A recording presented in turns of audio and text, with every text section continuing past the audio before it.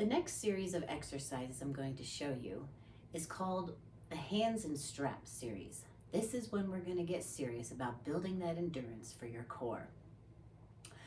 With my reformer, I come down to just one spring because less is more for the core. So I have one spring on here, and as for my straps, I actually just leave it the length of the shoulder pads. Just make sure that your pulleys are not crooked there before you start. You can still have that ball and band available if you need to, if you're experiencing any hip discomfort.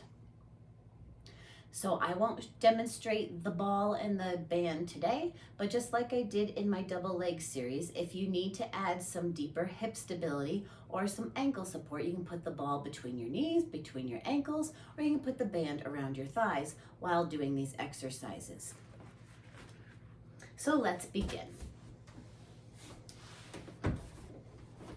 Hair out of the rails.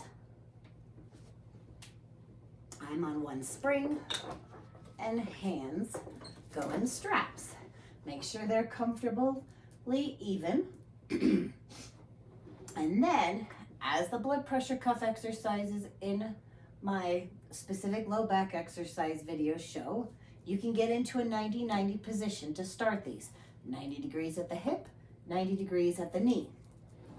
So, the first one is called the 100. And you can either lift your head and keep your eyes on your belly button, or you can keep your head resting.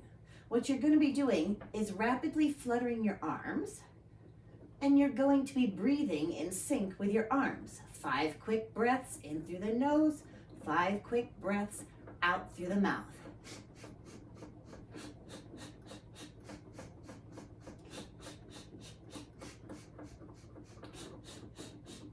Now, as it's called the 100, we do 100 flutters of the arms.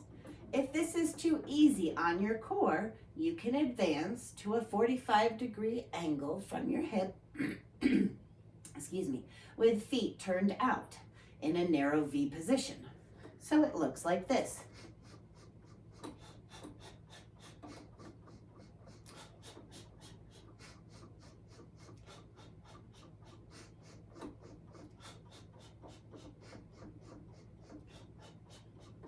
Until you get to 100 beats of the arms. The goal is to move from one exercise right into the other with these, but I'm demonstrating each individually for you. The next exercise that I like to continue with in the hands and strap series is what I call a lat pullover.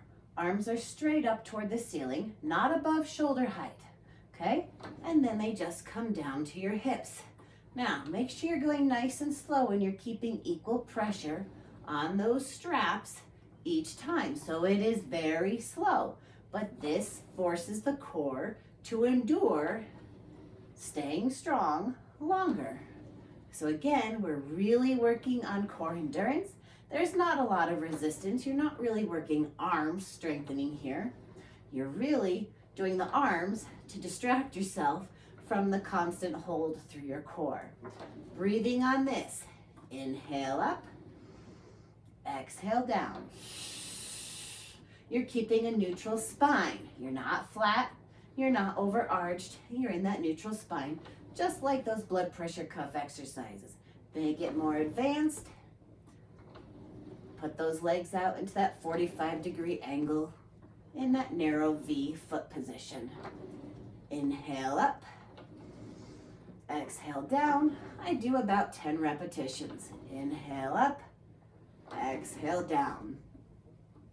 The next exercise for the series is arm circles.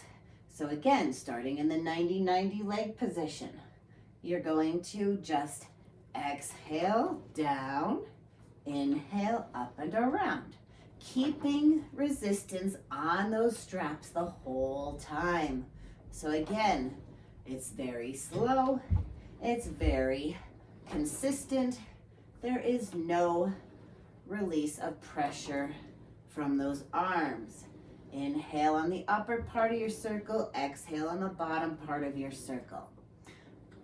Make it more demanding. Straighten the legs, reverse directions. Exhale, down and around. Inhale, up and around.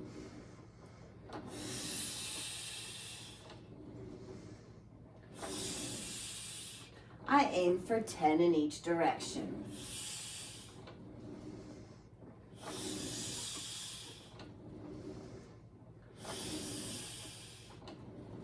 And the last one in this series is simply tricep presses. Legs are in that 90-90 position. Elbows rest on the carriage. Again, a reason I like the trapezoid-shaped carriage. So my elbows have a place to rest. And I'm just going to exhale as I straighten my arms. Inhale as I bend them. Exhale, inhale. And again, I do a total of 10 in this position too. Making it more challenging, I'll add the legs. And as you are graduating from a 90-90 leg position to the 45-degree angle, feel free to do one of each, alternate them till you're building up where you can hold 10 in this position. That finishes the hands and straps series.